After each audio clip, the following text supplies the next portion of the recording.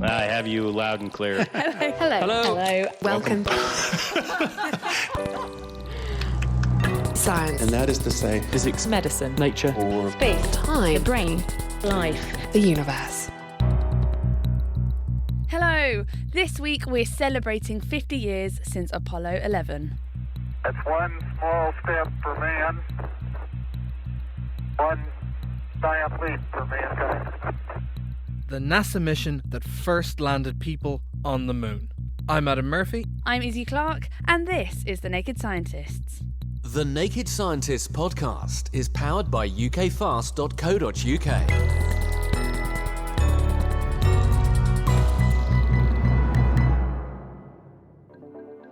And they may well ask, why climb the highest mountain?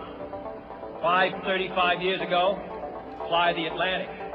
Why does Rice play Texas? We choose to go to the moon. We choose to go to the moon.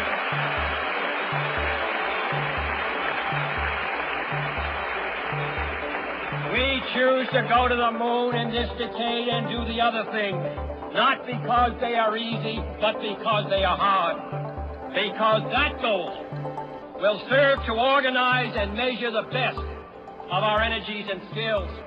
Because that challenge is one that we're willing to accept, one we are unwilling to postpone. On the 12th of September 1962, President John F. Kennedy spoke at Rice University in Houston, Texas, committing to the biggest scientific challenge humans had ever seen, that in the next decade, America would land astronauts on the moon. But why was there this giant push to shoot for the moon? And was America really at the forefront of this race? Rebecca Charbonneau from the Whipple Library at Cambridge University explains. The reason the moonshot really got on the table was in part due to a speech that President Kennedy gave in 1962.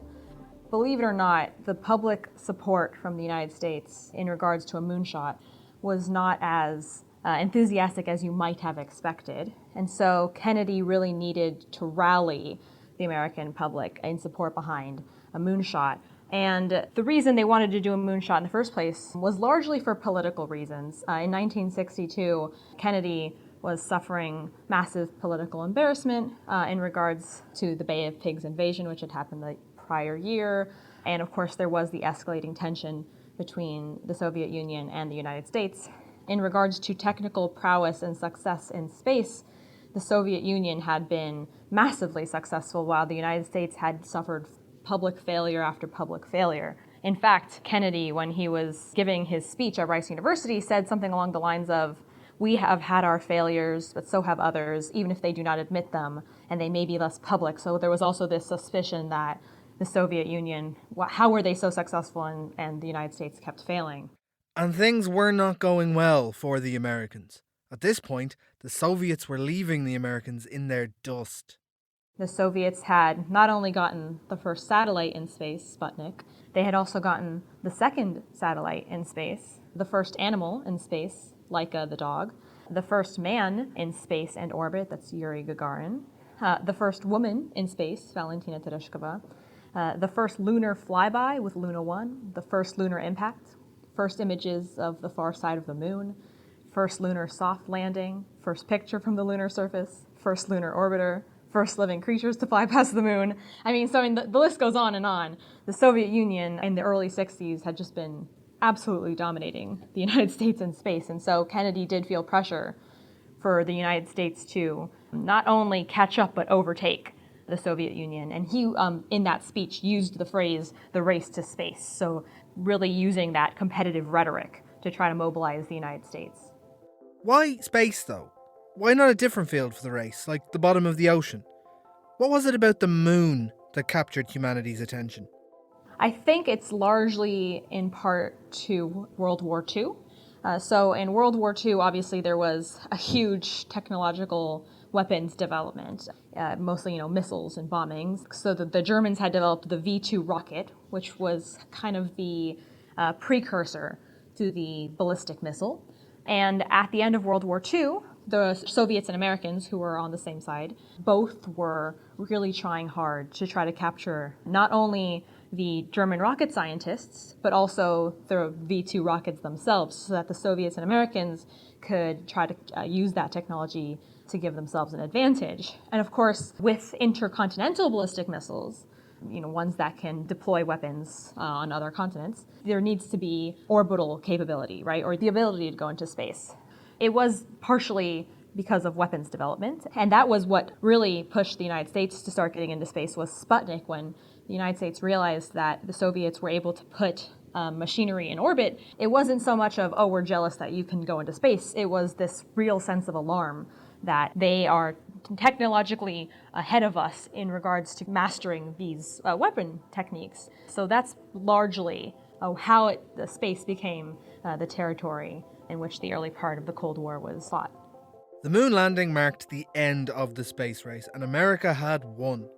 Why was that the end goal? Why not further? Say Mars? In the Rice speech that I mentioned earlier to Rice University in 1962, that's the famous speech that Kennedy says, "We choose to go to the moon."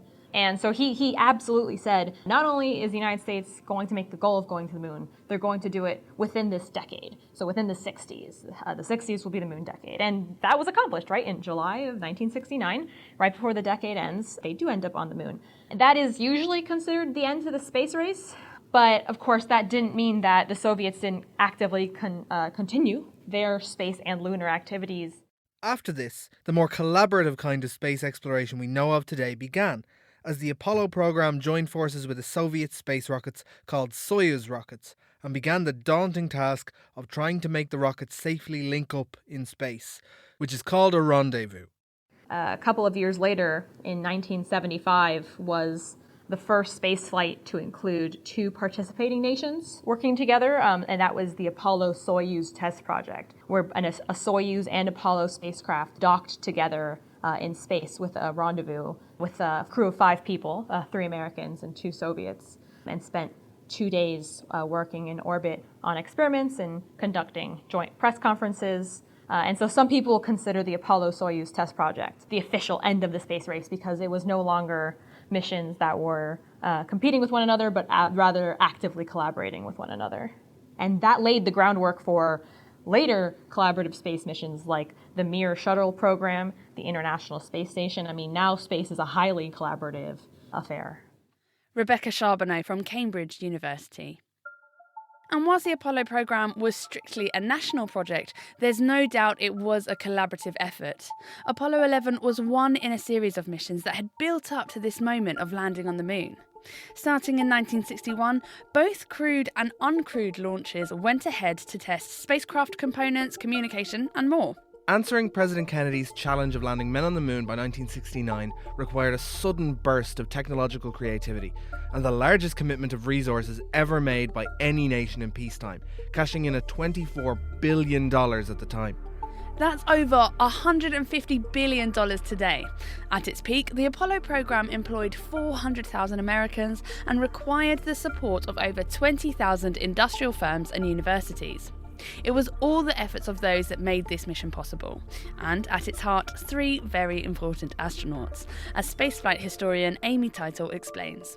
The crew of Apollo 11, as we probably know, is Neil Armstrong as the commander, Buzz Aldrin as the lunar module pilot, and Mike Collins as the command module pilot.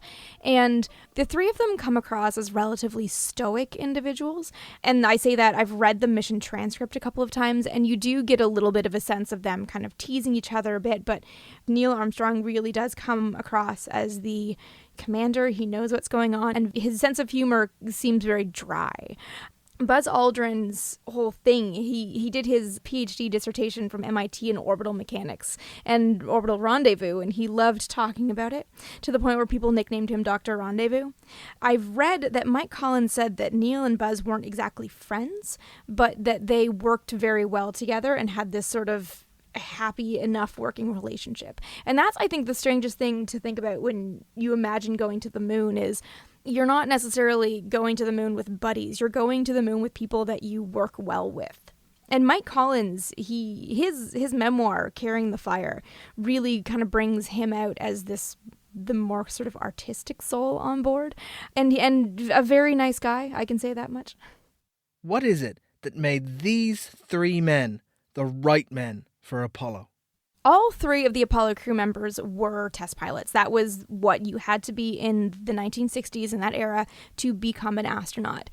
Part of it was skill, and part of it was things that they'd done to prove themselves. So Neil Armstrong's first flight was on Gemini 8. The Gemini program was the forerunner to Apollo. It took two-man crews into Earth orbit and had them do spacewalks, or extravehicular activities, EVAs for short. It helped prepare for the kinds of things you'd expect to deal with on the way to the moon. He was the pilot on board that mission, and it was the first time the Gemini spacecraft docked with the Agena. And a stuck thruster on the Gemini started the whole stack tumbling in orbit to the point where he and Dave Scott nearly blacked out. And Neil Armstrong knew that capsule so well, he was able to get them out of that. They used their reserve fuel for the re-entry to negate the spin. And he could do it by feel because he knew the spacecraft so well. And he got them out of that. They came home early and everyone survived. And that could have been a fatality in space, but he did a darn good job piloting that one. And what about Edwin Buzz Aldrin? Buzz Aldrin's expertise was orbital rendezvous. He talked about it ad nauseum, apparently, to all the other astronauts and their wives. His previous mission was Gemini 12, so that was the last of the Gemini program that kind of did everything that Apollo was going to do in terms of a rendezvous, in terms of duration in space. He was very technically proficient at a lot of things. Him being the expert in rendezvous was a necessary thing for the lunar module pilot, even though the commander was the one who did the bulk of the flying. And man number 3? How did Mike Collins end up on Apollo? Mike Collins was another Gemini veteran. His flight, Gemini 10, was one of the later missions. He'd actually done 2 spacewalks on Gemini 10, so he was familiar enough with some of the things that were going to happen in space, even though he wasn't the one walking on the moon. It's still a skill set that becomes valuable. So these 3 guys all had backgrounds in Gemini missions that gave them some familiarity that they would need on Apollo. But even with these admittedly incredible skill sets, that didn't guarantee them the place on the moon. But as to how they ended up on that mission, that's pure luck of the draw. So the way it typically worked was you had a prime crew, and then the backup crew, and then the support crew. And the backup crew would back up a mission, sit it for 2 rounds, and then be the prime crew for the following mission. So the Apollo 11 crew was backup crew to Apollo 8, and then that put them in line for prime crew of Apollo 11. Even up to the month before Apollo 11 launched, the 3 men couldn't be sure that they would be the ones who would end up taking those first steps. There was still no guarantee until Apollo 11 touched down that it would be the first mission to land on the moon. So NASA launched Apollo 11 in July of 1969, knowing that Apollo 12 was on deck to launch in November. So if Apollo 11 failed, Apollo 12 would still make it to the moon and make that first landing within the 1960s. Skill got them, in that flight rotation. Luck got them on that mission. Amy Title. Music in this programme is sponsored by Epidemic Sound, perfect music for audio and video productions. 6, 5, 4, 3, 2, 1, 0. All engine running. Liftoff. We have a liftoff. 32 minutes past the hour. Liftoff on Apollo 11. Launched on the 16th of July in 1969, the 3 astronauts boarded a Saturn V rocket and began the journey to the moon. The distance from the Earth is not always the same. It varies because the lunar orbit is not circular but elliptical, like an oval. At its closest, it's about 356,000 kilometres away. At its furthest, 407,000 kilometres. But either way, travelling to this rocky destination really is rocket science. Hugh Hunt from the University of Cambridge. We're here in the engineering department of Cambridge University, which is where I work, and it's the 50th anniversary of the launch of the Saturn V rocket that took the Apollo 11 spacecraft up to the moon. Now that launch is going to happen 50 years ago in about 3 hours' time. So it is, we are recording this on the 16th of July, so exactly 50 years ago. So tell us about the rocket. What type of rocket did the crew go up in? Well, the rocket itself was the Saturn V, a huge, great big tank of fuel. The fuel was basically kerosene, more or less the same, bit like petrol, bit like diesel fuel, nothing particularly special, but with liquid oxygen. And to this day, the rocket's SpaceX are using are exactly that. They have kerosene and liquid oxygen. Turns out to be a really efficient fuel. 1 million gallons, 4 million litres of this fuel. Boy, it was like it's an explosion waiting to happen. That takes the rocket up to the upper edges of the atmosphere, at which point that stage falls off and falls to ground. There's a couple more stages left, which are hydrogen and oxygen fueled stages. It's important to have different stages because you don't want to carry the weight of your fuel tanks all the way to the moon. And they did this 50 years ago. These engineers were just fantastic. And why is oxygen so important in this launch? If you burn a fuel on air is 80% nitrogen, and nitrogen is like a waste of, it's just added weight. If you really want to get fast, energetic combustion, you need to have pure oxygen. Pure oxygen is what's needed for the fastest rocket-type combustion. Now, aircraft use air. They don't carry pure oxygen with them. And that's why aircraft just don't quite go so fast. So rocket-propelled machines, it's all because of the oxygen. And so what's going on in our rocket to make sure, we get to whatever our destination might be? Well, so the rocket is employing Newton's third law, which is that every action has an equal and opposite reaction. It's a bit like when a rifle is fired. The bullet rockets out of one end and the gun kicks back into your shoulder, just using the expanding gases caused by an explosion. Just not quite on the scale of a rocket. Now, a rocket is throwing out the exhaust from burning the kerosene and the oxygen at a really high speed. The faster you propel this stuff out, the more thrust you'll get. Lots of fuel going at high speed propels you up. Because I think a common misconception is that when a rocket goes up, it's literally pushing against the ground. A rocket, when it goes up, doesn't push against the ground. Even in outer space, you get thrust. When they were orbiting around the moon, they were able to eject thrust with little rockets to accelerate the lander and all sorts of things to maneuver the spacecraft.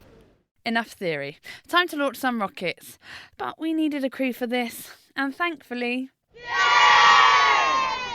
we had some help from St Paul's Primary School in Cambridge. So, what's the mission plan? We set up our own little launch pad in the courtyard. We placed our long, thin, pointed tube rocket, made from cardboard, on the pad, sitting it on top of a thin cylinder of some compressed air, just waiting to be shot skyward. A trusty bike pump would compress the air down and hold it in a chamber. All that was left to do was push an exciting-looking red button to unleash the air and launch the rockets. 4, 3, 2, 1. Oh, it's coming back down! It's coming back down! Wow! That was high! That was really high! That was really high! That was twice the height of the building. Safe to say it went well. But what makes a rocket a good rocket, like our one? A good rocket has to have a propellant which is ejected at the highest possible speed, and it's got to be quite heavy as well. But it's a trade-off. You don't want to carry really, really heavy stuff with you. So it's the mass flow rate times the speed that gives you the biggest thrust. Hugh Hunt from the University of Cambridge. The Naked Scientists podcast is produced in association with Spitfire, cost-effective voice, internet and IP engineering services for UK businesses. Find out how Spitfire can empower your company at spitfire.co.uk.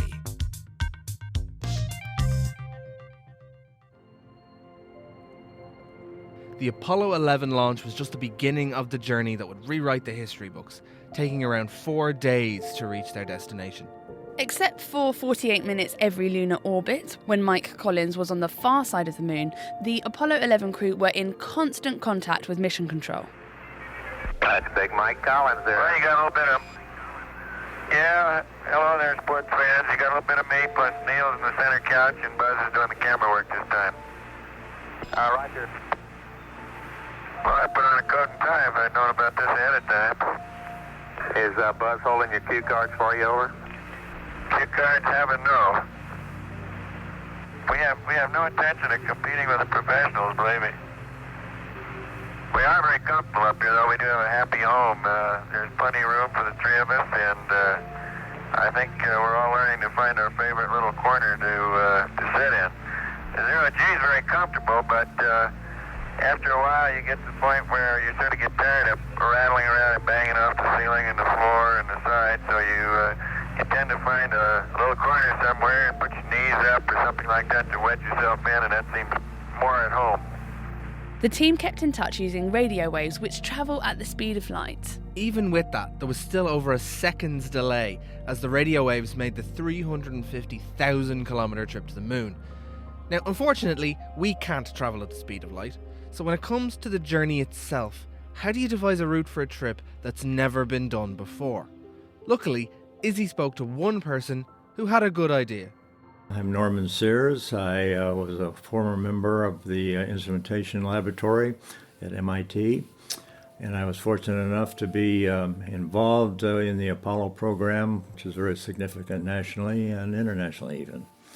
I started out early in the program on the lunar phases of the mission. That would be the powered landing, the ascent from the lunar surface, and the rendezvous back with the command module. Those were fairly key phases of the mission. Eventually, as time went on, I evolved into covering most all of the mission phases and the systems required during those mission phases. Norm was the technical director for the primary guidance, navigation and control system, the crucial equipment in place to get the spacecraft to its all-important destination. That was determined before you even started. You had to pick a landing area that you were interested in going to. You then had to time the mission so that as you approached that landing site, the sun was at the back behind you, casting shadows out to the front. And that determined when you'd have to launch and you had to arrive at those different points. And I guess absolutely crucial information for the team like yourself behind the navigation system. That's correct. The navigation system was one of the three functions. The navigation is telling where you are and where you're going to be in the future. If you want to go somewhere else, you have to change that orbit, and the way you do it is change the velocity, both in direction and size, to go somewhere else. That's called guidance. And then the control part of it is actually executing what the guidance has told you is required to do.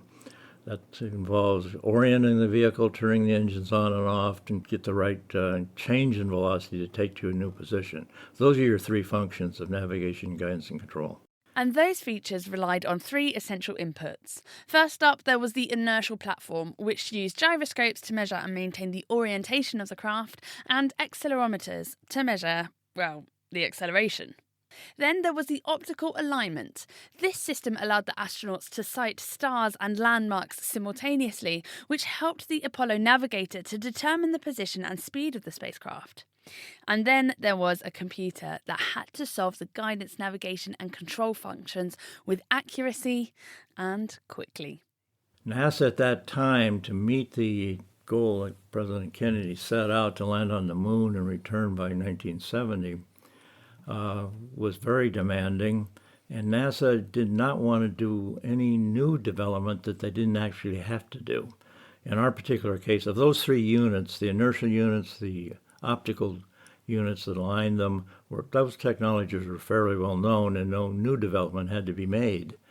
The computer, however, was a brand new situation. It was had to be capable of solving pretty complex space navigation problems for the guidance, navigation, control functions, and they had to do it in real time. At that time, that was pressing the technology. Up to then, analog computers had done most of that type of work, only they didn't have anywhere near the accuracy would be required for the lunar mission. So for the laboratory itself, the new technology that had to be pursued and developed was the digital flight computer, and that was our high-risk item, and most of our new development effort went into that system. With a lot of testing and training after its development to make sure this took the crew to the moon. But 4 days after launch, on the 20th of July 1969, Aldrin, Armstrong and Collins found themselves entering the moon's orbit. And it was time for the team to split. The command module and the lunar module were attached from Earth orbit to lunar orbit. Once they were in lunar orbit, 2 of the crew members transferred to the lunar module, and they were then separated in preparation to descend to the moon for landing. Those 2 being Buzz Aldrin and Neil Armstrong, leaving Michael Collins behind in the command module, Columbia. With his 2 colleagues gone and radio contact with the Earth abruptly cutting off at the instant he disappeared behind the moon, he became the most remote human in our solar system. Armstrong and Aldrin, however, continued on their descent to the moon in the lunar module, otherwise known as Eagle. And whilst we know how the story ends, landing didn't quite go to plan. The landing itself went fairly straightforward as it had been planned. The part that was unexpected is the computer alarms that occurred during the powered landing maneuver. 1202. 1202. Yeah, and the same thing we had. In the terms of Apollo, though, the laboratory was the key operating support in that sense, in that we had to be available during any mission phase, that if something went wrong, people who had made the designs and developed them were available for consultation if they were required. And that turned out to be very crucial on the Apollo 11 because we did have that happen, an unexpected event during the powered landing where we had 5 computer alarms sounded during the landing. In the lunar module and command module, I believe, the astronauts had a switch or button. The computer checked that every computer cycle. If they detected it at any point, that program they were in would immediately stop, and they would a new program would come up to take them back to the command module. The computer alarms that happened, it turned out, was that rendezvous radar was turned on. The computer, even though that radar was not used for any real function, the computer tried to read it, didn't have enough time to read it, and that's what triggered the alarms. Fortunately, we had enough people in the right places to determine those were not crucial to the operation. They were really periphery items that the computer couldn't handle, and it gave the decision to keep going, which was the right decision. Give us a reading on the 1202 program alarm. If it doesn't reoccur, we'll be go. He's taking it off to H now. Roger. There was endless amounts of training missions and through the simulators, and in a sense they were sort of repetitive. You'd hear the same things over and over. You'd look at the same downlink data to see if it were in the various limits and all. I was in the Mission Control Center during the landing and listening to some of this going on through the various flight controllers. And it was what I'd heard many, many times before. However, that's something I'd never heard on any other simulation training session. And that was very close to the ground when Buzz Aldrin mentioned the words picking up dust. I've never heard that before. 40 feet down, 2.5. Picking up some dust. 30 feet, 2.5 down.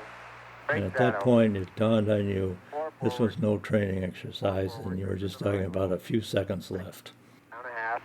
Houston, Tranquility Base here. The Eagle has landed. Roger, Tranquility. We copy you on the ground. You got a bunch of guys about to turn blue. We're breathing again. Thanks a lot. And just a few hours later, in the early morning of the 21st of July, Neil Armstrong made his way out of the lunar module towards the moon's surface. I'm going to step off the limb now. That's one small step for man, one giant leap for mankind. Yes, the surface is fine and powdery. I can kick it up loosely with my toe. It does adhere in fine layers, like powdered charcoal, to the sole and sides of my boot. I only go in small fraction of an inch, maybe an eighth of an inch, but I can see the footprints of my boots and the treads in the fine sandy particles. There seems to be no difficulty in moving around as we suspected. It's even perhaps easier than the simulations of 16G that we performed in various simulations on the ground. Absolutely no trouble to walk around. It was 19 minutes later that Buzz Aldrin joined Neil Armstrong, adding his footprints on the moon's dusty surface as the second person to set foot there. But once the crew had touched down, once the Eagle had landed, what did they actually do? Back to spaceflight historian Amy Title. The first thing the crew did was go through the stay, no stay. So NASA had to double check that all of the systems on board, all of the consumables, everything was fine to support the lunar stay. The crew was actually supposed to have a rest period first because NASA wanted them, bright-eyed, bushy-tailed, walking on the moon for the first time. The crew was so excited that NASA opted for the alternate mission plan of moving up the spacewalk to the first thing after the landing. Now, that first thing was 7 hours later. It took 7 hours to prepare the lunar module for them to actually go outside, at which point they did take their first steps on the moon and were outside for about 2.5 hours before returning to the lunar module, taking a quick nap, and going back up to meet Mike Collins in the command module. And how concerned were they with advancing science on Apollo 11? Science was not the key concern on Apollo 11. Apollo 11 was the mission to land. That was its goal, was just to get there, to do the landing, to grab some stuff, and to come home. And, to that end, there was Neil Armstrong's first task. So he got out of the lunar module first. As we know, he said the famous first words on the moon. His first job, while Buzz was getting ready to follow him out, was to actually pick up a contingency sample. And this was just from any area near him on the surface. Just pick something up, stick it in your leg pocket. That was in case anything went wrong and the crew had to jump into the lunar module and leave on a dime. It was a case of grab something, anything, just so you'd have something if everything went sideways. But what was the third man, Michael Collins, the loneliest man in the solar system, up to, while Aldrin and Armstrong were bouncing around on the moon? Mike Collins had the, depending on your perspective, the enviable or very unenviable job of waiting in lunar orbit for his moonwalking crewmates to come back. So his job was really to make sure that everything on board the command module was running perfectly. And that was in case, if anything happened on the moon and Neil Armstrong and Buzz Aldrin couldn't get back up, Mike Collins was coming home alone. So he had to make sure that at every point he was ready to do that trans-Earth injection burn. So fire the engine to leave lunar orbit and go back to the Earth, but also make sure that everything was working perfectly so that when his crewmates came back, they could leave whenever they had to, if they had to leave before the mission was scheduled to actually have them leave lunar orbit. The other thing he was doing was taking a lot of photographs and running some experiments from orbit. Now, this is where, like I said, NASA didn't have the best detailed image of the landing sites for Apollo 11. It had data, of course, but the later missions, all of the orbital missions, took really detailed pictures of specific surface areas from orbit so that NASA could make very deliberate decisions of, okay, well, this is a geologically interesting area that we have to land in, so let's put this mission here, or this structure looks very neat. It was really kind of gathering more data so that the later missions could return even more interesting science. Although they were walking on the moon's surface for just a couple of hours, they were on the moon for a little over 21 hours. And at the end of that, they left behind a few trinkets, including a gold olive branch to symbolise peace and an Apollo 1 mission patch to commemorate the 3 men who died in an accident on the runway during Apollo 1. But once they were done, how did Armstrong and Aldrin meet up with Collins again after mankind's great leap? Getting the crew back together after moonwalk was not the easiest part of the mission, so it involved what is technically called a rendezvous and docking, which is basically just having the 2 spacecraft meet up in orbit and then physically connect and do a dock so that you can take out the probe and drogue apparatus that would connect the 2 spacecraft. You move that out, you have a tunnel, and you can move between them. So that's what was needed to have the astronauts move back from the lunar module into the command module. Now, that's a little bit easier said than done. Thankfully, orbital mechanics and physics mean that once you're in orbit, you're pretty steadily in orbit, and you can just adjust your orbit so that you come up and meet at the exact point. The problem was that the lunar orbital environment is not the same as the Earth, so practicing on Earth, in Earth orbit rather, isn't the same as doing it on the moon. And the moon's gravity is also not uniform. The moon has these things called mass concentrations, or mass-cons, which means that the gravity is a little bit wonky depending on where you are in orbit. It all came down to having the most detailed understanding of the lunar orbital environment, how a rendezvous has to work with one spacecraft catching up to the other by just adjusting its orbit, and having brilliant software engineers write it all into the computer so that it basically took care of itself. Brilliant software engineers just like Norm Sears, who Izzy spoke to earlier. But looking back, with 50 years hindsight, how risky was the whole endeavour? Well, the thing with space is that everything is trying to kill you.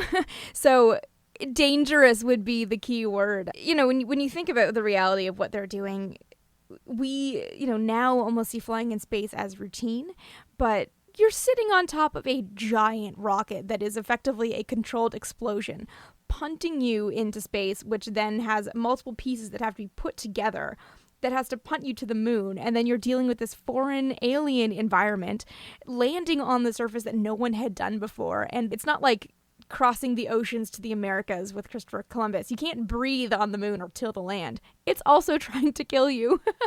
Everything about it, if anything goes wrong, the chances were bad. But NASA did have this rule of 3 nines. Everything had to be 99.9% reliable. Now, that obviously doesn't rule out every problem. Apollo 13, notably, had some issues on board with a ruptured oxygen tank. But NASA and its contractors and subcontractors who built all of the spacecraft, who worked on all of the software, worked tirelessly to make sure that it had the highest rate of success possible. So given that everything on a mission to the moon was trying to kill them, it was also way safer than their previous jobs as test pilots, which is the weirdest thing about it. But the risk involved wasn't on the minds of the public. Across the world, people celebrated this scientific feat. According to Cambridgeshire Collection, the local studies department of Cambridge Central Library, the Man on the Moon pub on the corner of Norfolk Street and Staffordshire Street was giving out free drinks on the Monday evening to celebrate the moon landings. And the party continued with the British Interplanetary Society summer school at Gonville and Keys College. Apparently, only 50 of the 120 delegates attended the morning session of the lectures on Monday, as they were also tired from staying up to watch the moon landing. Yeah, tired, sure. But whilst celebrations were going off across the world, the mission wasn't over. There was the small matter of the 3-day journey home. And they were in for a bumpy ride, as President Nixon pointed out when they finally returned home. As we saw you bouncing around in that boat out there, I wonder if that wasn't the hardest part of the journey. Was that the only... Did any of you get seasick? No, we didn't, and it was one of the harder parts, but it was one of the most pleasant, we can assure you. Yeah. On the 24th of July, the crew splashed back down into the Pacific Ocean. They were picked up by the USS Hornet and quickly moved to spend 21 days in quarantine, just in case there were any nasty things on the moon. But things could have gone drastically wrong, as I found out when I spoke to physicist Katie Mack from North Carolina State University, who was visiting Cambridge University's Institute of Astronomy, about the return of the Apollo crew and her family connection to it. So my grandfather, his name was Captain Willard Samuel Houston, he went by Sam Houston, was involved in the Apollo missions. He was a meteorologist with the Navy when Apollo 11 was happening, and his job was to make sure that the splashdown site when the capsule came back to Earth would be okay, the weather would be fine and everything. And there was this amazing story about how he was able to redirect the capsule to a different site, because when he went to check the weather at the initial site, all of the sort of civilian weather monitoring looked fine, but he had access to some secret Navy spy satellites that he was using to study the weather. He sort of went around and checked on these spy satellites and found that there was this huge storm that wasn't showing up on the other kinds of monitoring systems. And so he had to go to NASA and tell them, they were a civilian organization, and he had to tell them, you can't land where you think you're going to land, and I can't tell you why. And so you have to move the capsule, and I can't tell you anything more than that. NASA luckily trusted him to the extent that they did agree to move the capsule, but they also said they were going to send a plane to the original site, and if there wasn't a storm there, his career was over. And so they moved the capsule. Everybody came down fine. It was a perfect end of mission. And they sent a plane to the original site, and there was a storm that was bad enough that it would have ripped the parachutes right off the capsule. So can you imagine if Apollo 11, they walked on the moon, they came back, and if they came into a storm, and that would have been it. That would have been the end. The Apollo missions are amazing because there's so many stories like that where some little thing could have gone wrong and would have been a disaster. And there were so many things that had to go right. And of course, in some of the missions, things did go wrong, and they had to make corrections at the last minute. And in a lot of the testing, there were a lot of disasters and problems. But it's still amazing to me how much was achieved and how well it did go, considering all of the little pieces that had to be in place and all of the places where they were this close to disaster. An amazing story from physicist Katie Mack. Even in the success of the mission, there are those that believe that this impressive feat, in fact, never happened at all. Something that we still receive questions for on this very show. Let's talk to Peter, who's on the phone. Hello, Peter. Yeah, something which has been bothering me ever since it happened. I'm an old man now. Man supposedly landed on the moon half a century ago, 50 years ago. Was it stage managed because of the Cold War at the time? Did they really get to the moon, or was it stage managed? But when people come to you with the question about whether or not the moon landings happened, how do you tackle the topic? What's the best way to show them that we did, in fact, land on the moon, other than playing them this show? Ken Skeldon from the Wellcome Genome Campus in Cambridge once took part in such an endeavour, teaching school kids about lunar science using the simplest of tools. So at that time, it was quite widespread. I mean, there was a survey that put the number of Americans that believed these conspiracy theories at 1 in 5 at one point. As a scientific community, we felt it was a bit of a responsibility to try and bring some rationale to the discussions that were going on. And that's what really provoked our activities in that field, to try and just bring some quite basic science that people could do at home to try and explain away some of the conspiracy theories. And what kind of science did you show them? So it kind of depended on what particular element of the conspiracy theories people were talking about. Some people will draw attention to the non-parallel shadows on the lunar surface, the argument there being that there must have been a nearby light source. In other words, they were in a studio set. But in actual fact, if you take a photograph out your living room window of 2 lampposts with the sun casting shadows, you will find that you get non-parallel shadows. So that is just a very simple consequence of a 3-dimensional scene being projected onto a 2-dimensional photograph. So there's actually nothing in that, but when it's presented as part of a series of so-called anomalies, then it becomes quite a convincing argument for people to, in essence, be taken in by. When you look at the photographs of the astronauts on the moon's surface, you tend to think of it as night because it's a black sky. But actually it was a lunar morning with a sun there, and you can see there's obviously a sun there because you get very, very sharp shadows. And that sun illuminating the lunar surface makes a very powerful light source that is coming from the lunar surface itself. And that means that it's almost impossible for an astronaut not to be lit. So they're lit very brightly from the sun directly, but they're also lit from the lunar surface itself. And when people thought about that, they think, oh yeah, okay, so I can see maybe why we can see detail in astronaut suits, even when apparently they're standing with their back to the sun, that kind of thing. These kinds of experiments that you could play out yourselves with torches and pieces of paper and miniature, model astronauts went down well with school audiences, but also with public audiences, that they could try out these things and maybe think about it in a different way. What are kind of the simplest proofs that we did in fact go to the moon? There's a few things. I mean, there were retroreflectors left there so that people could do laser ranging experiments, and ever since the moon landings we've been measuring very accurately the distance between the Earth and the moon using these retroreflectors. The astronauts brought back 400 kilograms of moon rocks, and they've been analysed by scientists all over the world. But there's also very simple things you can do. I mean, we did a little experiment with the footage itself, and we essentially tagged the astronauts as they were jumping up and down on the lunar surface. And you know the frame rate of the film, and you can actually work out what the gravity is in the environment that they were in. And the answer came out to be exactly a sixth of the Earth's gravity, which is what the lunar gravity is.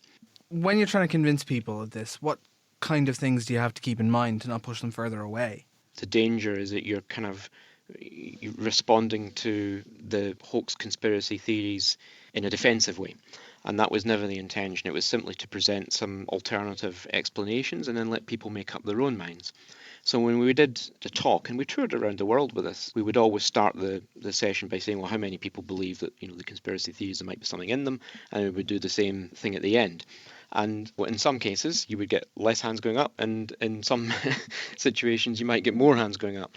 But we felt that at least we'd had the ability to present some science and let people make a more informed decision. For example, something very simple that a sports scientist actually at a lecture when we did it in Glasgow pointed out is that if you look at Neil Armstrong's knees when he lands on the lunar surface for the first time, they don't bend. And in actual fact, if you were faking this and you were doing it, say, on Earth and then slowing down the footage, that would be a very easy mistake to make. You would get bending knees. So there are interesting things that we picked up along the way that other people had spotted as well. Ken Skeldon from the Wellcome Genome Campus in Cambridge. Ever since Armstrong, Aldrin and Collins went to the moon, those familiar words, a giant leap for mankind, with its iconic footage, continues to inspire many, with hours and hours of audio from the mission, like you've been hearing, available to the public. 12 men in total have walked on the moon, with return missions running until 1972. Now, both national and private agencies want to return to the moon, but it'll rely on collaborations across the world. So, when are we going back? And will it involve humans, or should we leave the work to robots? Izzy spoke with James Carpenter, who works on human and robotic exploration at the European Space Agency. So the International Space Station has shown us what is possible when the nations of the world unite and come together to achieve incredible and impossible things. And I think that the moon is the next place where we can do that, where we as a species can go and learn what it means to go beyond Earth and learn lessons that we can apply here on Earth to improve the situation here. How are people planning to return to the moon? The United States, through NASA, is preparing something called Orion, and Orion is a spacecraft which will carry humans beyond low Earth orbit, where the space station is, where we operate today, and out into deep space for the first time since Apollo. And the European Space Agency is very much involved in this programme. We're providing something called the European Service Module, which is at the back of the crewed part of that vehicle, and it carries things like the propulsion systems, the power systems, and some life support systems. And so that vehicle will go to something called the Gateway. The Gateway is a crew-tended platform, kind of a space station come spaceship or spaceport, which sits in deep space in the vicinity of the moon. And it's from here that humans will go down to the lunar surface and return from the lunar surface for the first time. And this is something which is being explored by a group of countries through the International Space Station Partnership to work together to achieve this. And we're looking at our different roles in this scenario now. And so will it act as a base station for people to, pop off, grab some supplies and go elsewhere?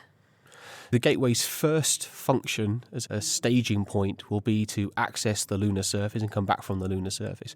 But the great advantage of Gateway's location is that it sits nice and high in the gravity well. So unlike from Earth, where we need a lot of energy to get away from the gravitational pull of the Earth, once you're at the Gateway, it becomes a staging point from which we could go on to other places in the solar system. So one could envisage a future where we have vehicles being assembled around the Gateway using materials brought from Earth and maybe even the moon, perhaps filled with propellants that have been created at the lunar surface using ice and other things found at the poles of the moon, and then going on from there to Mars. So the Gateway becomes a really important element in potential future architectures for the moon, but also to more distant destinations. And exactly what that will look like, I think we can work out once we've nailed the lunar return.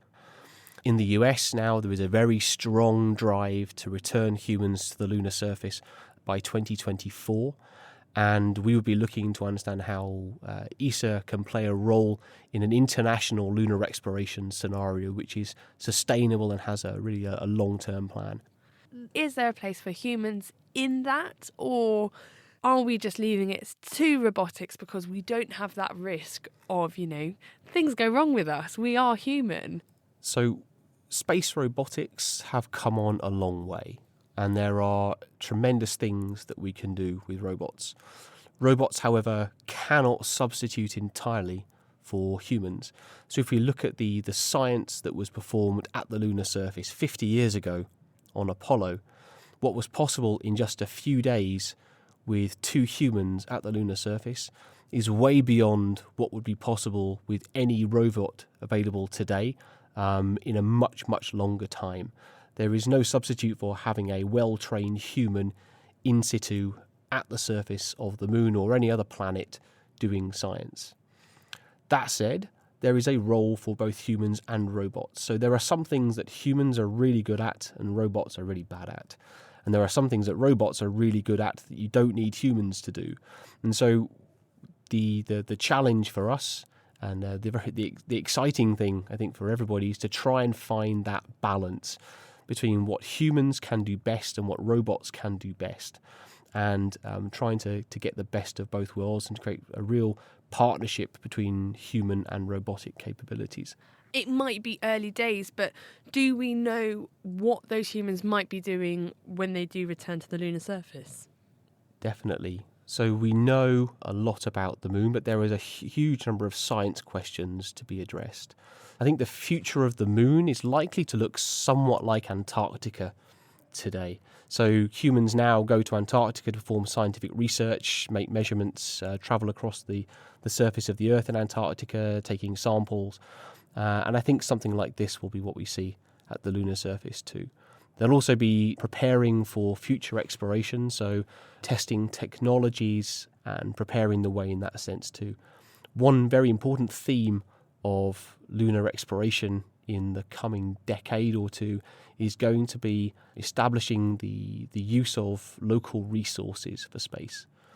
So one thing that's become apparent is if we want to explore the solar system in a permanent and sustainable way, then we need to learn how to use the resources that we find where we find them. And the moon is the place where we will learn for the first time how to use resources that are available in space to meet our needs. So one example of that could be the ice at the poles of the moon.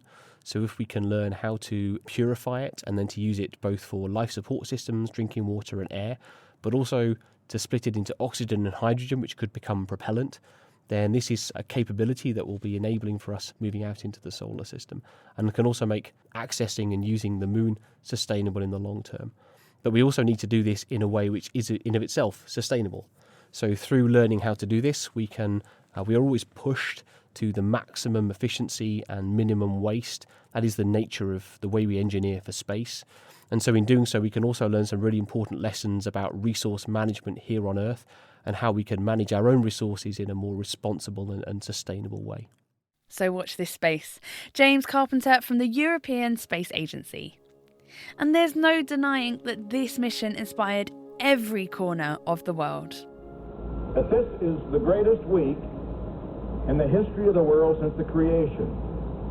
Because as a result of what you've done, the world's never been closer together before. And we just thank you for that. And I only hope that all of us in government, all of us in America, that as a result of what you've done, we can do our job a little better. We can reach for the stars just as you have reached so far from the stars. To end our celebration of this momentous anniversary, we'd like to thank everyone that shared their stories so far. What did landing on the moon mean to you? I remember thinking it was very unreal, that it really wasn't happening, that it was like a film. Oh, the whole family was excited. It was an amazing thing. I remember it was roughly the same night that the Stones went #1 with Honky Tonk Women, and being a Stones fan, that was just as important as the moon landing. But I did run up and down between TV in the living room and radio in my own room to to follow both events. When I was on tour in Ireland with Yes, and we played a gig in Cork, we went round to the pub round the corner, and it was the night of the moon landing. So we thought, hey, what a wonderful time to be alive, you know, we're landing on the moon. The Apollo missions, to me personally, are so inspiring and insane, but in the best ways. Reading about them as a kid was what inspired me and got me excited about science and spaceflight in the first place. So to me, they're this endless source of fascination. You know, I've been studying this the bulk of my life, and I'm still finding new things that make me say, are you serious? This is what happened? I think if we do go back, we should go back in the right spirit with the right reasons, and I think it would be cool to set up some kind of little moon base there. I think it would be fun to go to Mars. You know, I like the idea of humans going out and, you know, walking around on different bodies in the solar system. I remember going outside looking at the full moon, and it seemed that it was different in some way, and somehow a lot closer to the Earth.